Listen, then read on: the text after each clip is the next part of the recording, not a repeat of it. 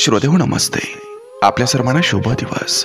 श्रोते हो, नातं हे दोन्ही बाजूनी सांभाळायचं असतंय. प्रत्येक वेळी समोरची व्यक्ती समजूनच घेईल या आशेवर बसून राहायचं नसतं. समोरच्या व्यक्तीला सुद्धा मन आहे हे पाहायचं असतंय. कारण नेहमी आपणच बरोबर आहोत हे धरून बसायचं नसतंय. श्रोते हो, नातं हे दोन्ही बाजूनी सांभाळायचं असतं. कधीतरी समजावण्यापेक्षा थोडं समजून घ्यायचं सुद्धा असतं. नजरेतलं कोडं संवादात उलगडायचं असतं. न कळत का होईना मैत्रीतलं रूपांतर हे नात्यात होत असतंय. श्रोते हो, नातं दोन्ही बाजूनी सांभाळायचं असतं. नात्यातला गोडवा हा नेहमीच निरंतर राहील असं गृहीत धरायचं नसतं. समुद्राच्या लाटाप्रमाणे कधी आनंद तर कधी दुःख येत असतं. श्रोते हो, आणि हे असं समजूनच आपण आपलं आयुष्य जगत राहायचं असतं. बघा, पडतंय का? नक्की विचार करूया. चला, आजही आपल्यासाठी सुंदर विचारांची ही शिदोरी, ही मालिका अशीच पुढे घेऊन आलोय. चला, करूया सुरुवात सुंदर विचारांना, सुंदर सुविचारांना.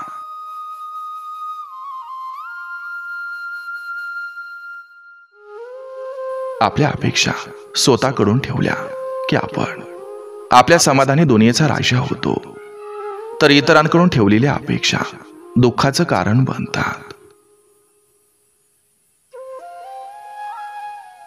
सोपं सोपं म्हणता म्हणता आयुष्य खूप अवघड होऊन जातं.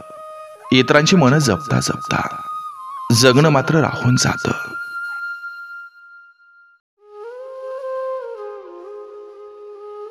मन भरलं किंवा दुसरं कुणी आवडायला लागलं की लोकांना ना आपलं रडणं दिसतं, ना प्रेम दिसतं, ना आपल्याला त्यांच्या विश्वासघातानं झालेला त्रास दिसतो.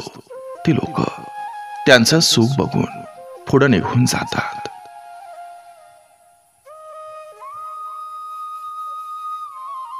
किती दिवस लोकांच्या मनाचा विचार करणार? आता तरी हुशार व्हा. कारण तुम्ही किती दुसऱ्याला माझं माझं केलं तरी कोणी कधी आपलं होत नसतं. अहंकारामुळं कधी कधी फुलासारखी नाती देखील जळून जातात.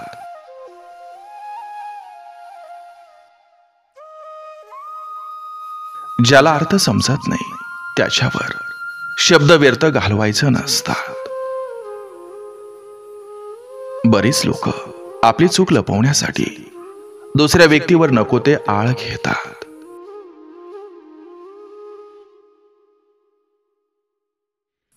सगळ्यांना सगळं सांगत बसू नका, कारण आजचा जिवलग हा उद्याचा विरोधक असू शकतो. जो मार्ग आपण निवडलेला असतो त्यावरील चढ उतार हे स्वीकारणं आपली जबाबदारी असते. सत्य बोलणाराचे शब्द हे परखड असू शकतात, परंतु भावना मात्र शुद्धच असते.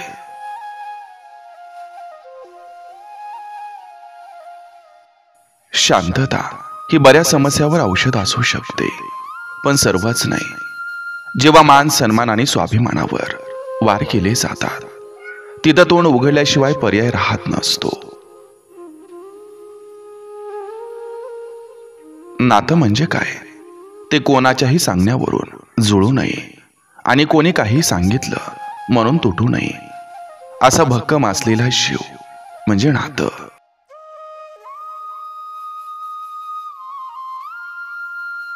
संशयानं माणूस माणसापासून दूर जातो, विश्वासानं जवळ येतो आणि विश्वास संपादन करण्याचं माध्यम एकच असतं, ते म्हणजे संवाद. जे आपल्यावर प्रेम करतात त्यांचं कौतुक करावं.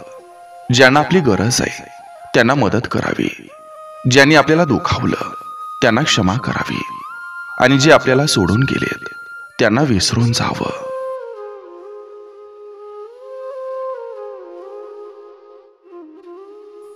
लावालावी करणाऱ्या माणसांची लक्षणं, ते मोठ्यानं हसत नाहीत. इकडचं तिकडं सांगण्यात ते पटाईत असतात. या लोकांनी बोललं की दुसऱ्यांना लगेच पटतं. पोटात कोणतीच गोष्ट राहत नाही. दुसऱ्याचं चांगलं झालेलं पाहणं यांना जमू शकत नाही. या लोकांना स्वतःचं चांगलं होण्यासाठी दुसऱ्याचं वाईट करण्यात काहीच वाटत नाही. अशांपासून सावध राहणं हेच योग्य असतं.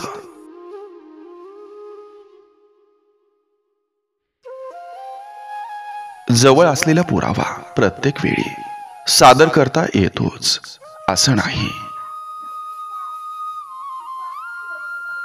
पैशाला जीभ नसते, पण तो खूप बोलतो. माणूस ओळखायचा असेल तर गप्प शांत राहावं. तुम्ही वादविवाद करत राहिलात तर वास्तू तामसी होते. खरं खोटं करणं रुजवात करायला गेलात की माणसं बेमालूम खोटं बोलतात.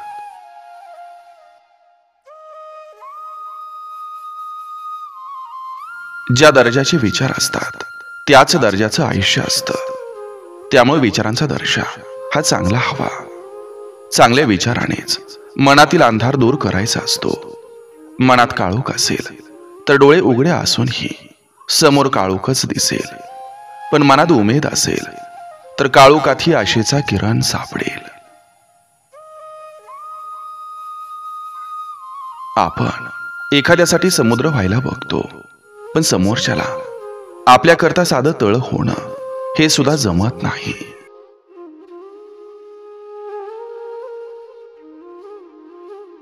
जगाची नजर तुमच्याविषयी कधीच स्थिर नसेल. त्यामुळे स्वतःच्या नजरेत मोठं व्हा. दुरावा सहन न होणं आणि त्याला एक क्षणही न विसरता येणं, एखादी व्यक्ती श्वास बनून जाणं हेच असतं प्रेम.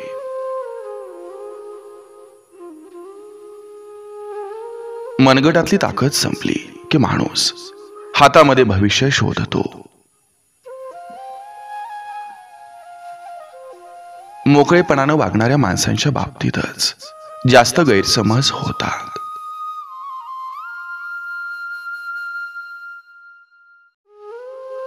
आनंदी चेहरा तुमची शान वाढवतो, पण आनंदानं केलेलं कार्य तुमची ओळख वाढवतो.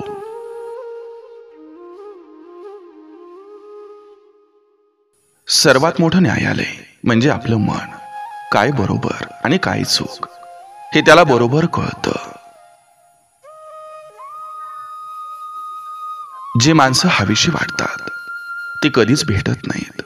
जे माणसं नकोशी वाटतात त्यांचा सहवास संपत नाही. ज्यांच्याकडे जावंसं वाटतं त्यांच्याकडे जायला जमत नाही. ज्यांच्याकडे जाऊ नये असं वाटतं त्यांच्याकडे जावं लागतं. जेव्हा जीवन नकोसं वाटतं तेव्हा काळ संपत नाही, आणि जेव्हा जीवनाचा खरा अर्थ समजतो तेव्हा काळ संपलेला असतो.